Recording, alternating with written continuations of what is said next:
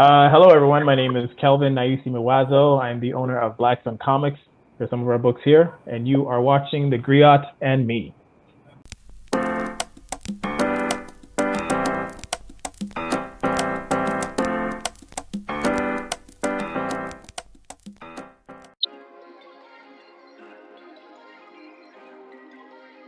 I was born here in Toronto, born and raised. So Toronto is what I know, Canada is what I know. My parents were immigrants from a small island in the Caribbean, but yeah, I was born here.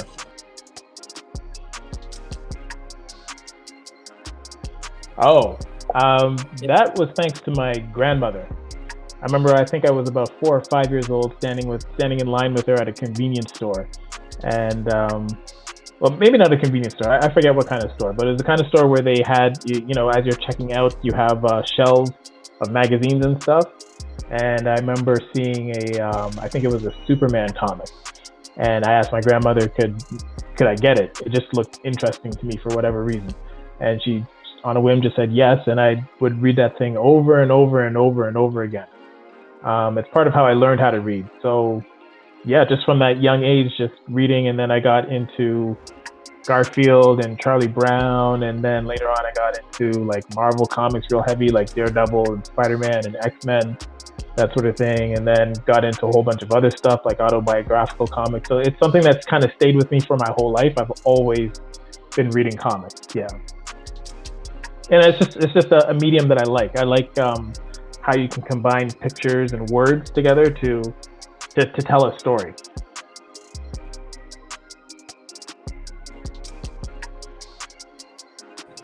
To be honest, I don't really follow what Marvel and DC do so much. Like I used to be heavy into them back in the 80s and 90s, but I don't get too concerned with how they portray stuff.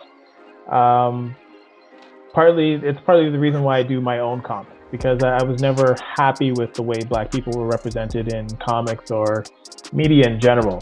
So I said, you know what, let me do my own thing, and I can represent my people the way I believe they need to be represented.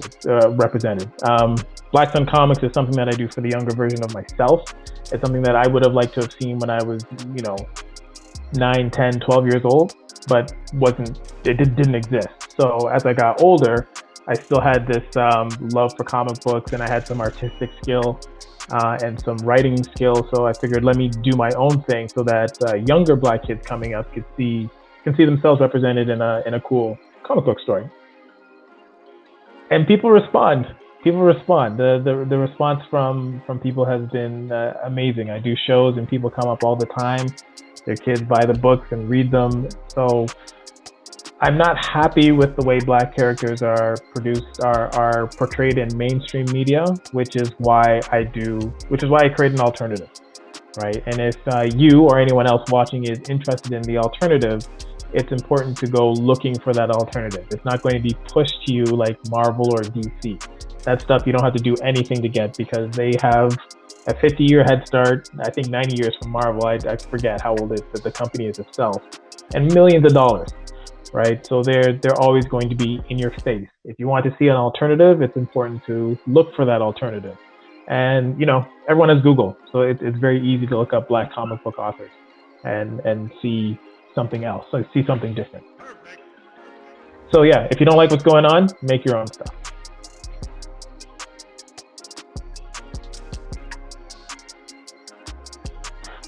So Black Sun, I'm going to hold up one of them here so you can all see. Black Sun is, it takes place in an alternate universe on a peaceful planet named Alkebulan. And one day Alkebulan gets attacked by these zombie-like creatures that you see on the back here. They come virtually out of nowhere and start destroying everything in their path, right? Doesn't matter what it is. Nobody knows who they are, nobody knows where they come from, but most importantly, no one knows how to stop them. So the story follows this group of unlikely heroes that you see pictured. Sorry, I'm doing this backwards. It's like looking in a mirror. You see this unlikely group of heroes here that kind of have to learn how to work together, figure things out, and hopefully save the day. So you can see some of the pages there. So it's going to be a 7-book series. Right now, there's 5 books that I've made. Tugstar and myself write them, and right now I'm currently working on the 6th, hoping to get that out for September, and then we're gonna plug away number 7, and then it's going to be the next saga of Black Sun, basically. Yeah, so that's the overall present.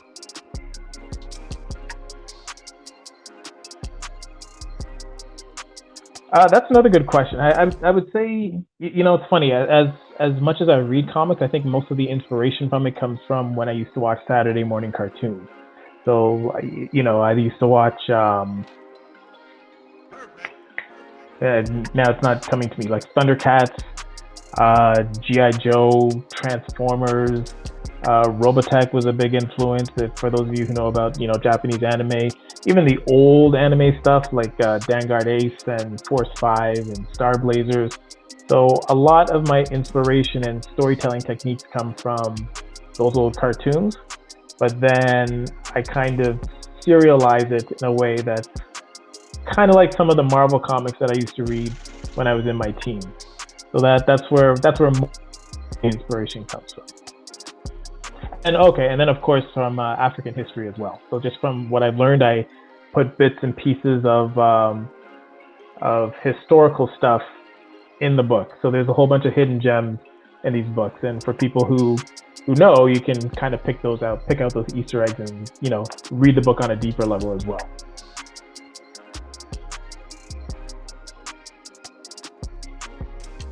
You have to start doing it, number one, and I know that might sound kind of foolish or easy, but the hardest part is starting. So as long as you've started, then you can kind of pivot and change things. So for instance, in your case, you said that you would draw a character and it looked like another character that existed.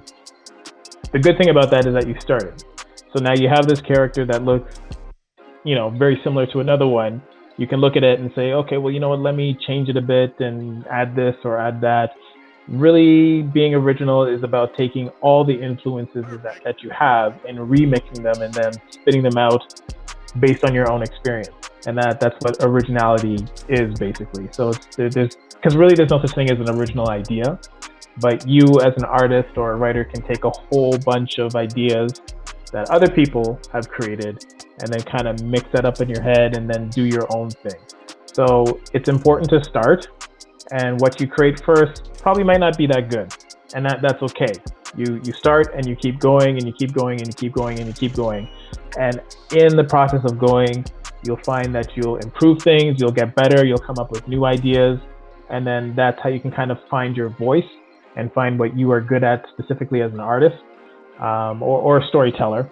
Maybe you do both at the same time, doesn't matter. And then that's how you can kind of move forward. And yeah, in today's society with social media, it's very easy to get online and to start promoting yourself. So you don't necessarily have to look for a publisher to publish your book. I went the self-published route because I didn't feel like I didn't want to hear no from anyone. No, I wasn't allowed to publish it. I said, I know it's good. I'm going to put it out. So yeah, that was a bit long-winded, but I hope I answered your question.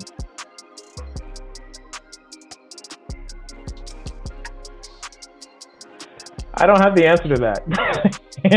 What I mean to say is that that's not a formula that I figured out myself. I'm still learning, and that's part of the reason why I teamed up with another writer, because I'm good at the world building aspect and creating characters and kind of creating the scenarios that they're in.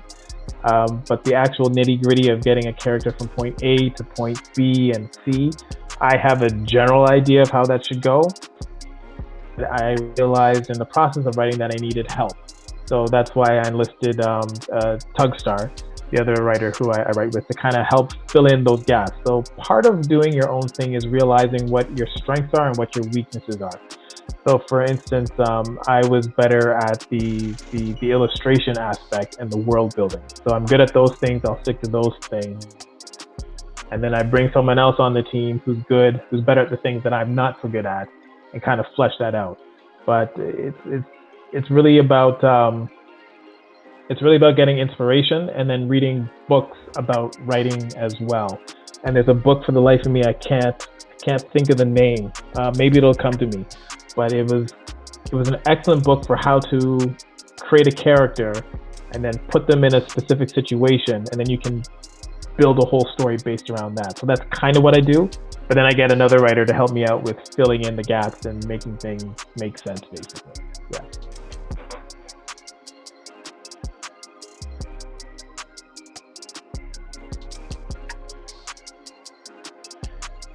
If you're looking to do it, just start. Just do it. Just start. Doesn't matter if you have all the equipment or you don't have all the equipment. The important thing is starting. Once you've started, then you can continue and get into a flow and pivot and change and improve and expand. So it's important to start. Just do it is what I would say. Oh, and check out our books too. They're dope. blacksuncomics.com.